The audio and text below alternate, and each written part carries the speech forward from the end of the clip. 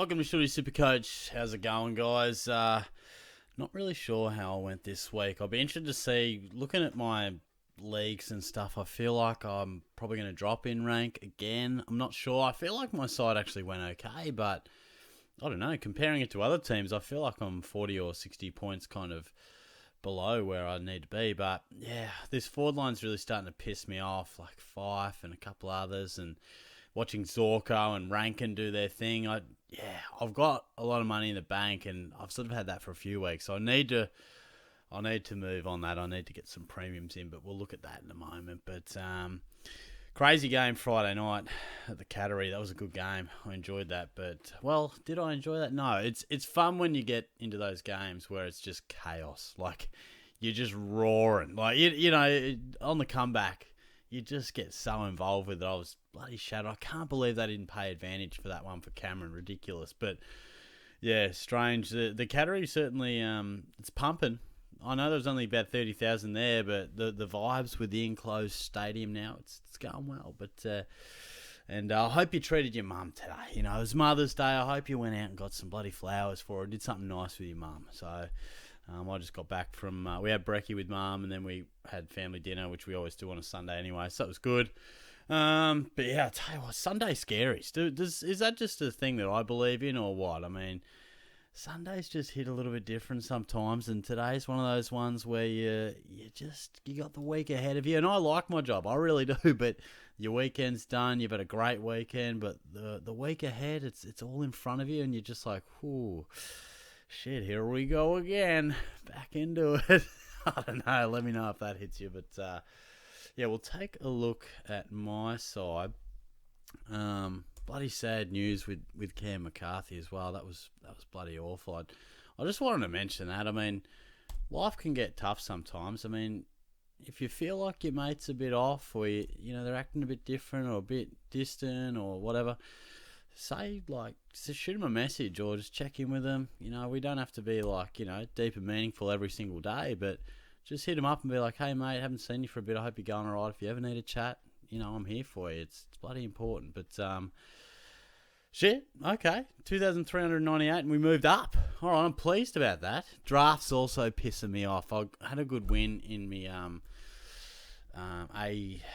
the mods for SuperCoach 18, but yeah, my mate's one. Again, the forward line's killing me there. But anyway, let's have a look and go through this side. Thank you, SuperCoach. Thank you. So, Dacos was insane. He's just dominating. Nick Martin, only 83. He mustn't have used the ball very well. I watched most of that game. Saw him kick it out in the full twice in about a minute, so that probably didn't help his cause too much.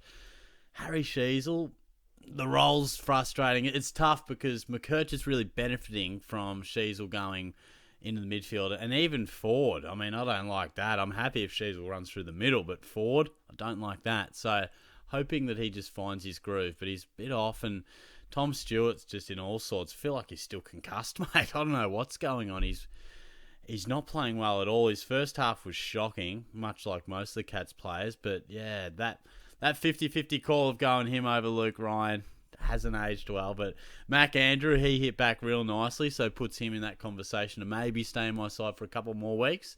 And McCurch is just doing fantastic stuff. He's just making heaps of coin. And nice to see Tom Brown respond as well. That's very handy. Same with like Closey. It's good to see a couple of rookies respond because you need that cash gen.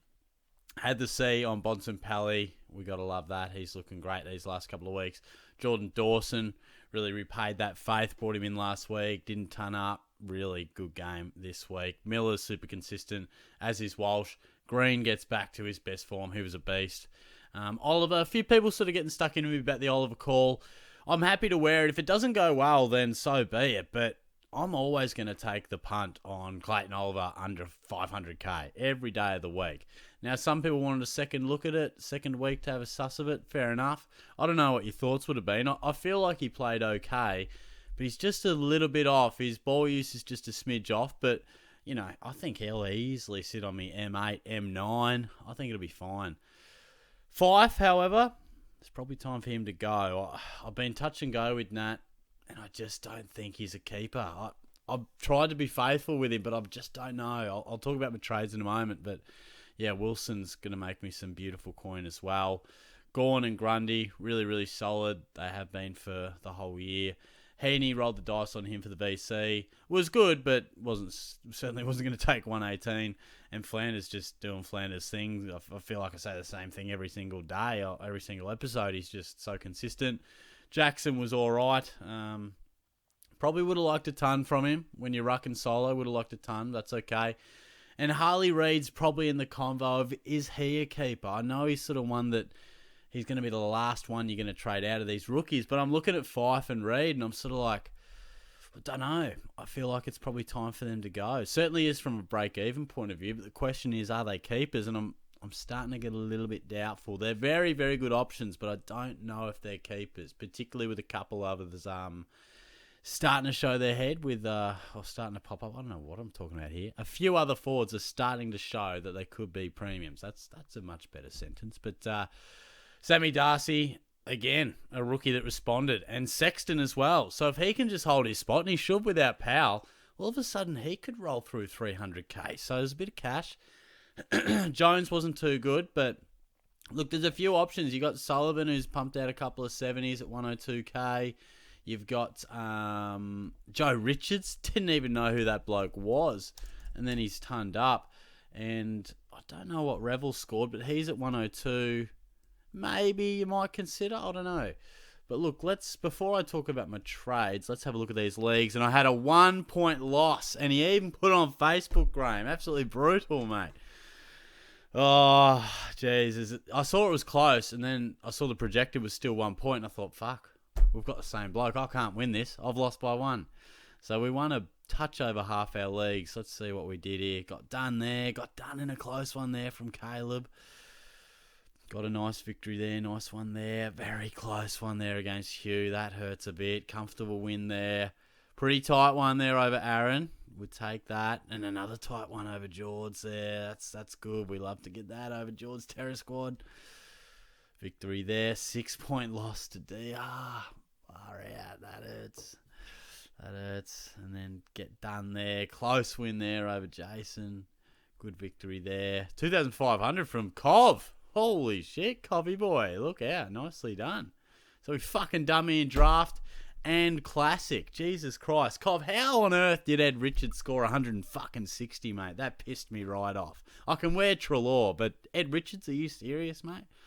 Oh, it ruined me Saturday night, but that's okay. And got done just there by Alex. So, also, we'll go live on Wednesday. I know I've been chopping and changing a little bit from Tuesday and Wednesday. But yeah, we're going to go live on Wednesday. So I'm just going to stop this vid here and we'll talk about my trades in a moment. Okay, so trades. Christian Petrarca, I feel like he's got to come in. I think he just got his break even. And I feel at 555k, you've got to go with him. So obviously that's not an updated break even. But yeah, he went up 4k. And I feel like Zorko's gone big again, which just pisses me off. But so yeah, we're going to have to go him. What did he score? 117. Okay, so he didn't go up too much. $7,000. That's all right. That's okay. I feel like they're my trades. So I know there's some other guys like, even what did Rankin score? Like he's still at a nice price, but it might just be a judgment call on the break evens. But he's really starting to get some midfield time and really elevating himself to an option. Fuck, 142. Yeah, I don't know. Not sure.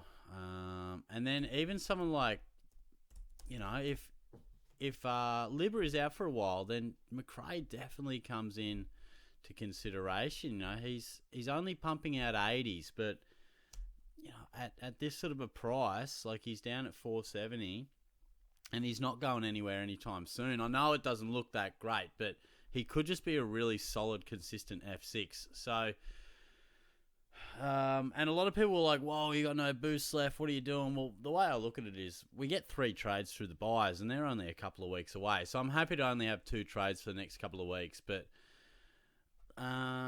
Let's take a look at some break-even stuff. So all of a sudden, Andrew's got more money to make out of nowhere. McKercher's still got a stack of coin to make. Closey's rejuvenated. Wilson. So I'm really, really happy with this cash gen. I'm feeling really confident about my side, I must admit.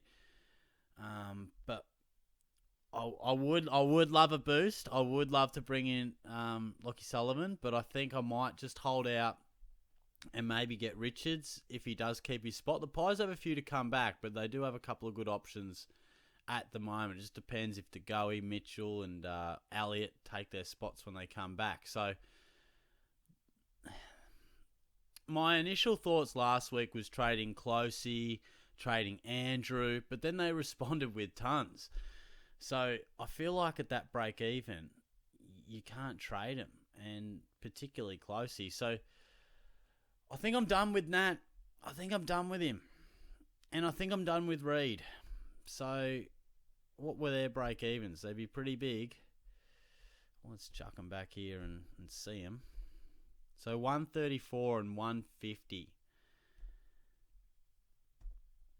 Fyfe's an interesting... I mean, they're both interesting. And I feel like Reid, he's going to have his days where he's outstanding. But you watch him today and he's still so young. You know, he still gets caught a bit. You know, he'll have days where he breaks every tackle. But he's had a hot streak of 3 games in the middle here. But aside from that, 4 out of the 5 have been under 65. So he will run hot at certain stages. But I don't know. And I feel like if he's not a keeper, then let's get the biggest bang for buck. And same said for Fyfe. I know I haven't got bang for buck for him because he's dropped the last 2 weeks in price. But I had a fair bit of faith with him, but he just butchers the footy. He just can't kick the footy anymore. And I mean, he still wins it really well, and he looks good around the clearance. And I just get the sense that, he's had 2 weeks effective with the sub already in the first 9-10 rounds or whatever it is. You just feel like that's a concern and a headache. And some people will say, it was always coming, but he's made me some good money and he's had some good scores. I feel like cashing out on him now. So for me, I think it's pretty simple this week.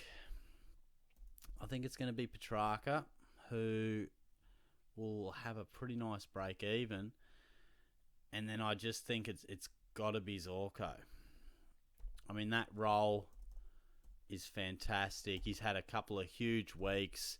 Hasn't gone up too much over the last couple because of that 56 against the Giants, but he just looks absolutely must-have at the moment. So that'll be how I'm looking. That midfield's starting to beef up quite nicely. I really need Zach Butters, Matt Rouse on the drop, Zach Merritt, Luke Ryan. They're all guys I really do need. Will I be able to afford them all? I'm not sure. Someone like Lockie Whitfield's coming into a nice range as well. Luke Davies, Uniac, I've still got a soft spot for him. But yeah, I wonder if Rao might be the type of guy I could bring in soon. But we'll see. We'll see. That's the way I'm looking at it now. And I think that's the trades I'll do.